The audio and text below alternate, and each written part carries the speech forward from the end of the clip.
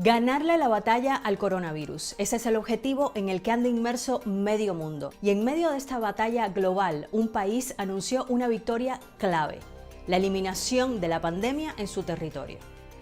There is no widespread undetected community transmission in New Zealand. We have won that battle, but we must remain vigilant if we're to keep it that way.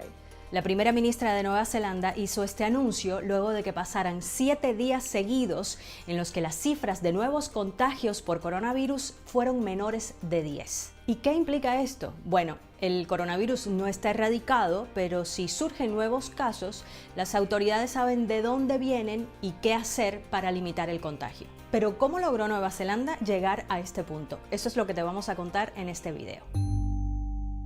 Lo que distingue al caso de Nueva Zelanda es que desde el principio siguió una estrategia de eliminación y no de mitigación como hicieron muchísimos países. ¿Y en qué se diferencian? Pues con la estrategia de mitigación, que fue por ejemplo la que siguió Estados Unidos, las medidas de distanciamiento y de restricciones se hacen cada vez más estrictas mientras sigue avanzando la pandemia. Mientras, en una estrategia de eliminación se invierte ese orden y se trata de tomar las medidas estrictas al comienzo para intentar eliminar la expansión del virus. Se trata más bien de destruir la curva en lugar de aplanarla. En resumen, Nueva Zelanda introdujo medidas muy estrictas muy temprano. Para que se hagan una idea, el país cerró sus fronteras e impuso cuarentena a todos los que llegaban a mediados de marzo. Para ese entonces, en Nueva Zelanda solo se habían registrado unas cuantas decenas de casos de contagio. Y pocos días después decretó la cuarentena obligatoria de toda su población, que son 4.8 millones de personas, durante un mes entero.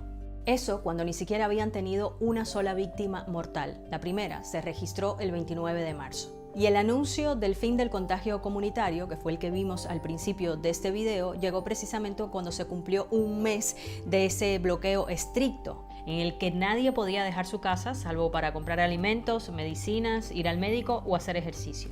Pero además, la estrategia de eliminación del virus en Nueva Zelanda se caracteriza por seguir un sistema propio de niveles de alerta, y de eso te voy a hablar ahora.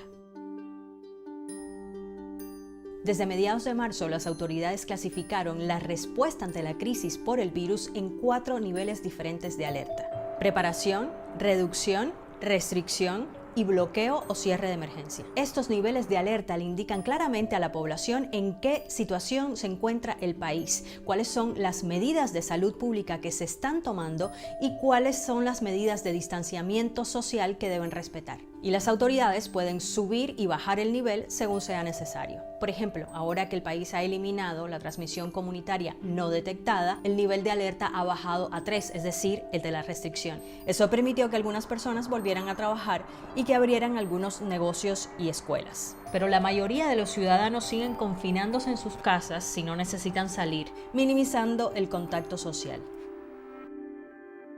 Pero hay un factor clave que jugó a favor de Nueva Zelanda a la hora de contener el coronavirus: su geografía. Al ser un país integrado por 2 islas mayores, las autoridades tienen un gran control de las fronteras y también del movimiento de personas dentro del país. Pero además, el gobierno también ha sido elogiado por la claridad en su comunicación durante la crisis. Su estrategia de comunicación hizo que en general la población cumpliera con las medidas de distanciamiento social y que se avergonzaran los casos de malas prácticas, incluido el propio ministro de Salud, quien ofreció su renuncia y fue incluso degradado de su puesto en el gabinete cuando se conoció que se había trasladado a la playa junto con su familia durante la cuarentena.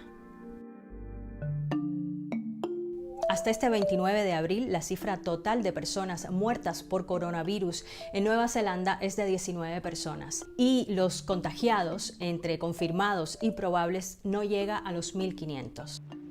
De momento, los neozelandeses tienen una historia de éxito que contar, pero ya las autoridades han advertido que el camino es largo y que no deben confiarse.